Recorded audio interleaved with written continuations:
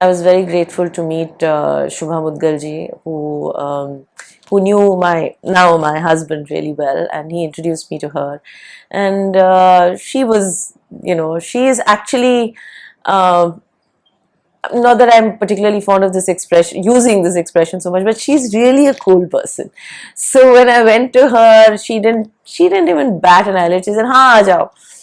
So it was as easy as that. And for many years after that, I would go to her, and so with her, I learned not only how to sing North Indian Khayal, but I also learned how I need to approach my music.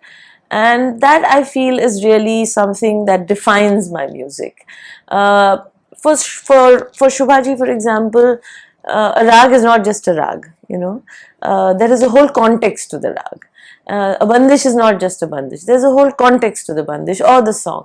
So a lot of that kind of internalizing or understanding, not just being, you see, a lot of the music that we learn comes in the Guru Shishya Parampara, which is where you have to seriously learn to repeat.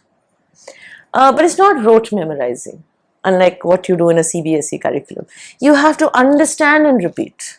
And that's what makes it such an exceptional school of creativity, because you are learning, but you're also making it your own. And that transition doesn't happen so quickly. It's not that you start learning and suddenly you realize, hey, this is my thing. It doesn't happen like that. That transition is very slow. It is very, very rigorous, but it also has a suddenness to it. So you go through a process, and then there is a moment where you realize that, okay, I think now I understand what I'm doing. And it's not just that I'm singing the bandish that I learned, but this is the nuance that I'm looking for in what I'm singing, for example.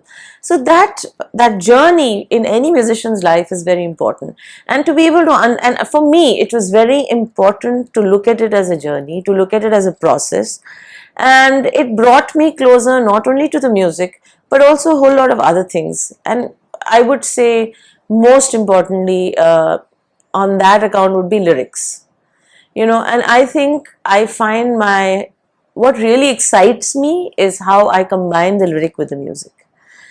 But having said that, I learned Carnatic music for many years, and the reason why I said my parents made sure I learned was because at one point of time, I decided I need to take a break from music, because I felt that is this really what I want to do? And I have an older sister who's an exceptional Carnatic musician as well, and I was like, why do I have to be like her? And she's so good and I'm not so good, and there was all of that sibling dynamic playing in as well. And so I took some time off, and I decided that I'll do other stuff. And that's how I ended up pursuing social work as a career, and I was working in the development sector for many years.